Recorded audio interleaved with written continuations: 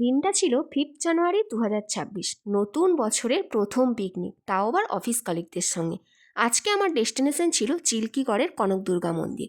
আর আজ আমার সঙ্গী ছিল আমার বোন। যেহেতু অনেকটা দূর যেতে হবে, তাই একদম আর্লি ইন দ্য মর্নিং বেরিয়ে পড়েছিলাম।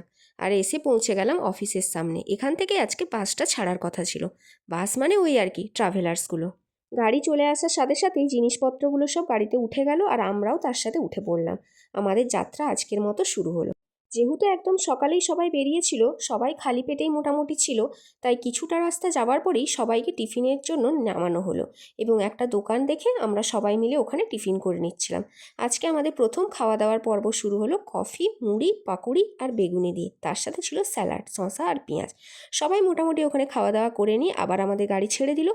গাড়ি এবারে একদম গিয়ে থামলো আমাদের আজকের ডেস্টিনেশন চিল্কিগড়ের ডুলুং নদীর ধারে। পিকনিক স্পটটা দারুণ চয়েস করা হয়েছিল। যেরকম ভিউ সেই রকম লোকেশন, দুটোই অপূর্ব। এখানে এসে সবার এত ঠান্ডা লাগলো, ফার্স্টেই স্যার সবাইকে সার্ভ করে দিচ্ছিল গরম গরম কফি। এই গরম গরম কফির সাথে এইরকম একটা নদীর ভিউ দেখতে দেখতে হঠাৎ করেই দেখি আবার চলে এসছে চিকেন পকোড়া। মানে একটার পর একটা খাবার আসতেই থাকছে। এত কিছু খাওয়া দাওয়ার পর সবাই বললো এবার একটু খেলাধুলো করা দরকার। তাই সবাই ব্যাট বল নিয়ে চলে গেল একটু মাঠের দিকে। আমাদের পিকনিক স্পটটার পাশেই রয়েছে এত বড় একটা প্লেগ্রাউন্ড, খেলার জন্য একদম পারফেক্ট জায়গা। এত বড় প্লেগ্রাউন্ড পেয়ে ছেলেগুলো আর মেয়েদেরকে একদমই পাত্তা দিল না। তারা তাদের মতো করে দল তৈরি করে খেলা শুরু করে দিল। এবার আমরা মেয়েরা এখন কি করি, তাই আমরাও নিজেদের মতো করে একটা ছোট্ট টিম তৈরি করে আমরাও একটু ব্যাট বল খেলে নিলাম। খেলাধুলো অনেক হলো, এবার একটু নদীর পাড় থেকে ঘুরে আসা যাক। তাই সবাই মিলে একসাথে চললাম নদীর পাড়ে কিছু ফটো ভিডিও করে নেওয়ার জন্য। নদীটার জলটা এতটাই স্বচ্ছ যে নিচের পাথরগুলো পর্যন্ত খুব পরিষ্কার দেখা যাচ্ছে। আর নদীতে জলটা এতটাই কম ছিল যে নদীটা হেঁটেই পারাপার করা যাচ্ছিল। নদী থেকে মোটামুটি ঘুরে এসে আবার দেখে আমাদের জন্য হাজির হয়েছে আজকের দেশি মুরগির কষা। জাস্ট ওয়াও খেতে হয়েছিল। দেশি মুরগির কষা খাওয়ার পর সবাই বলল এবার একটু মন্দিরের দিকে যাওয়া যাক। মন্দিরে কি যাব, তার আগেই তো দেখা হনুমানজির সাথে। সারিবদ্ধভাবে একটার পর একটা হনুমানজি বসে আছেন বিভিন্ন জায়গায়। যাক, ওনাদের দর্শন তাকে পাওয়া গেল। এবার মায়ের দর্শনটা একটু করে নিই। তখন চলছিল মায়ের পুজো এবং ভোগ নিবেদনের পর্ব। মায়ের দর্শন খুব ভালোভাবেই পেলাম। এবার মন্দিরটা একটু ভালো করে ঘুরে দেখছিলাম। যদিও আমি এই মন্দিরটাতে এর আগেও এসেছি, আমার প্রি ওয়েডিং শ্যুট হয়েছিল এইখানেই, তাই এটা আমার সেকেন্ড টাইম এখানে আসা। এই লোকেশানটা মোটামুটি আমার পরিচিত। যেহেতু বারটা ছিল রবিবার, তাই প্রচুর মানুষ এসেছেন এই মন্দিরে দর্শন করতে। আর কত মানুষ এইসব বানরদেরকে খেতে দিচ্ছে বিভিন্ন খাবার, আর তারা হাত বাড়িয়ে সেই সব খাবার খেয়েও নিচ্ছে। অপূর্ব লাগছে দেখতে কিন্তু এই দৃশ্যগুলো।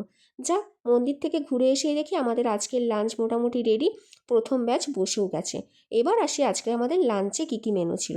ফার্স্টেই ছিল গরম গরম ফিশ ফ্রাই, যেটা তো একটা খেলেই পেট ভর্তি হয়ে যাবে।